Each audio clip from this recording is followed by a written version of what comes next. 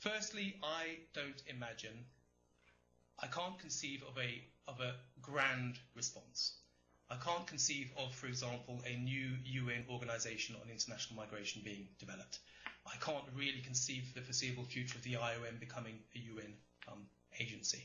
I think the most likely outcome, if this momentum towards global governance continues, is an incremental, if you like, bottom-up model. For example, I can imagine a greater formalization of the Global Forum of Migration and Development, the establishment of a secretariat, the establishment of some operational units within the forum, the movement from a forum to something that delivers something in the ground with a funding agency and so on and so forth. That's the way I can imagine global governance developing in a rather incremental manner.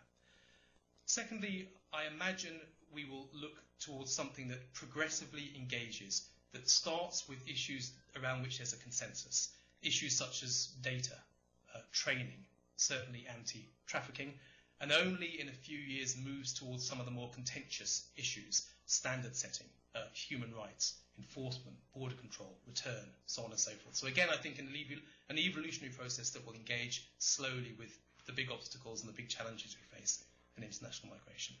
And my third and final point, and this is a forecast, but I think we're already seeing it occur, is the critical importance for me that whatever model of global governance we begin to develop on international migration, we have to recognise there are new actors involved.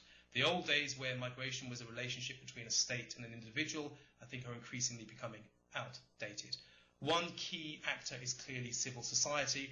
There's nothing new about the importance of civil society, and I have to say, having been to all of the meetings of the Global Forum on Migration and Development, I still don't think that forum has got it right in terms of the way it engages with civil society. So civil society is an important actor, but I don't think we've yet got it right in terms of how to cooperate with and engage civil society effectively.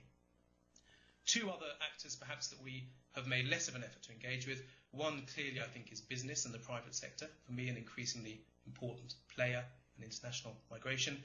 And the third for me would be urban governance. We know that we have now entered a world where more people live in cities than the countryside. It is now for the first time an urban world. We are almost sure that most migrants and probably most refugees too live in urban areas, and it does seem to me that focus needs to move more away from national headquarter-based decision-making to recognising the importance of urban areas in terms of managing migration. Thank you very much.